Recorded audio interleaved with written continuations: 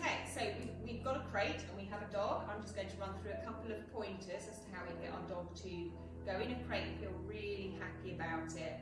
This is by no means a cage or anything else, it's literally a place of safety. And that's all I'd like people to understand when they're using a crate. It's a place of safety, a bit like we have a bedroom or a lounge or we have a lock on our door. If our dog's in our crate, it means that they can go to a place of safety where no one's going to disturb them. So, I've got a clicker, and this is basically a simple device that you can mark behaviour as you see it happening. So, when I want the dog to go in the crate, you'll hear me do a click, which is to indicate to the dog there's a prize on its way, which is a treat, okay? So you'll watch me work with her through various little steps, and I'll speak through each one as I do them. So this is how it can begin. If you've got a crate and it's just open in a space like this one with the door open. Are you ready? Okay, go sweetie, good girl. Very good. So basically we don't want to lure the dog into a crate at all. So it's basically anything to do with the crate, we pay them a sweetie. Okay? Okay, so she's heading towards the crate. She does know this game, so we're just shaping the behaviour of heading towards the crate. So she might go towards it, so I'm just going to prompt her a little bit with my body. If she's there, good girly. Just throw that over there. So it's not all about getting the dog in there, it's literally about creating the behaviour of going towards the crate. Good girl. Okay, so she's gone in, that's absolutely fine, some dogs do. So I've marked her for doing that. So she's kind of fast-tracked you through those paces of heading to me paying for her, heading towards the crate. So by throwing the treat away from the crate, it basically means that we have an opportunity to mark the dog heading to the crate. She heads towards there, I mark with my clicker, and then I throw the treat away. And that's all that was about. It's quite straightforward, and the dog soon learns, wow, every time I go there, click happens, money in the bank. Retrieve the sweetie over there, run back to the crate, mark and reward. So I'm going to mark her again for being in there, and I'm going to pay the treat to the base of the crate because I sort of want to encourage downward behaviour. Dogs will do the least effort to get a reward. So if she has to keep bending down to receive her reinforcer, chances are the body will eventually go into a down shape in order to not make that effort to get a simple treat.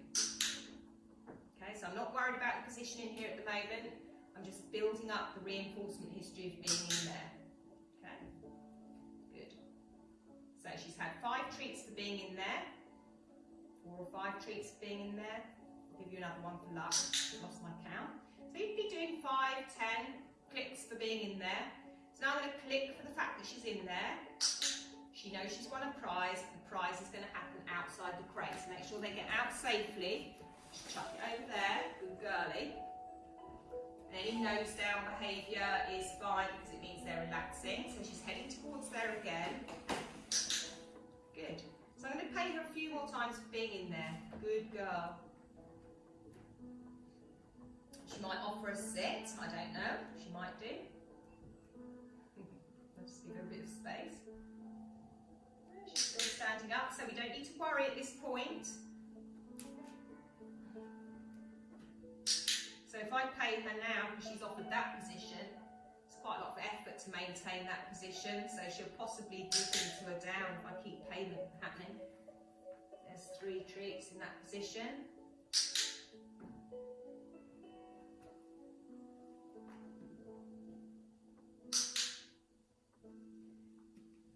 So the next payment is going to happen out of the crate. So I'm going to click for being in there. Did you get it? Well done. That's a super way to be. And then I'm gently going to give her a sweetie out here.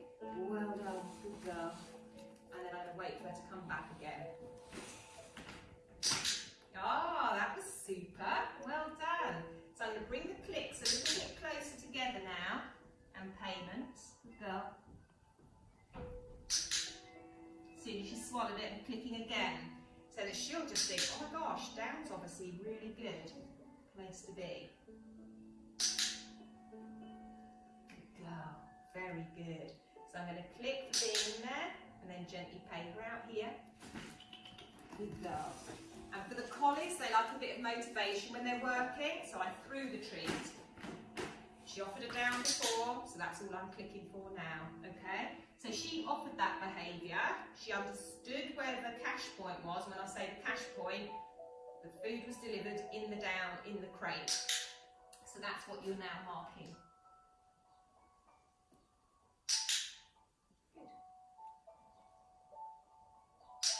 Good. So you can slightly generalise this. So you're in the kitchen, do a little bit of washing up. And then you go back and you pay your dog being there. You build up the time over time. They need to see your body here, here, here. And if you've got a mirror, you can spy on them. Make sure they're there.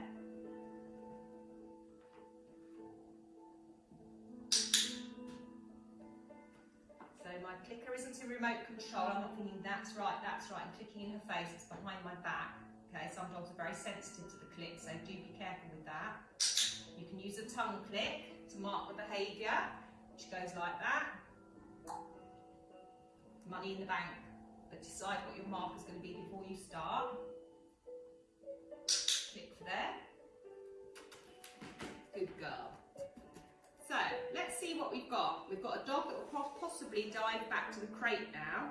So I'm just going to mark being there, and then I'm going to throw the treat out. And then she's going to run back to the crate. This is the fun bit for the active collie. Chuck the sweetie over there.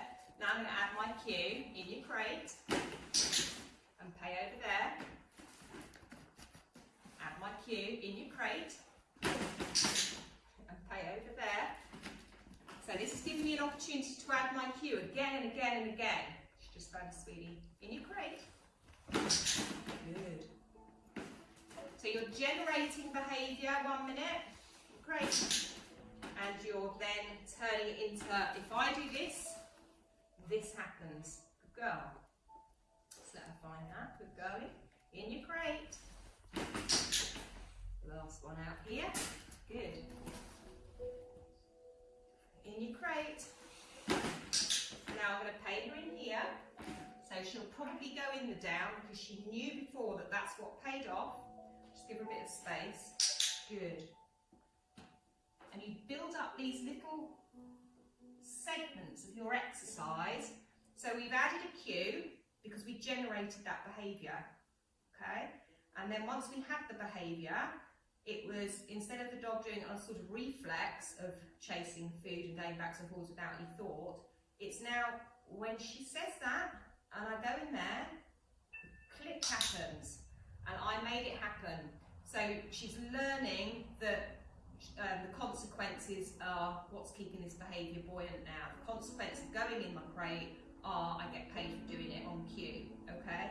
So we're not just throwing treats around anymore, we're now actually rewarding the behaviour that we see. So the first bit was generating the behaviour in the first place to create something that we want to watch and see. And the second bit is literally the dog has learned, when I do this, this happens. Okay, so I'm going to click for being in there, and then I'm going to let her out with a okay, and just add my okay word for that. Well done, super girl. So I'm going to pay her out here, all finished. Okay, so I need to pay her somewhere else because now we've created what I would only call a crate magnet. Good girl. I'm going to quickly shut the door, otherwise she'll be in and out of there. Good girl.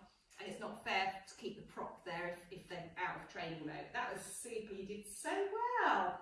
Clever girl. I'm so thrilled with you. What a good girl, sweetie. Well done. Excellent. Super job. I hope that makes sense, and every dog can learn it just as fun for any dog. So the fact that she knew the exercise, ignore that. Literally a few more repetitions over a couple of days, you will have your very own crate magnet.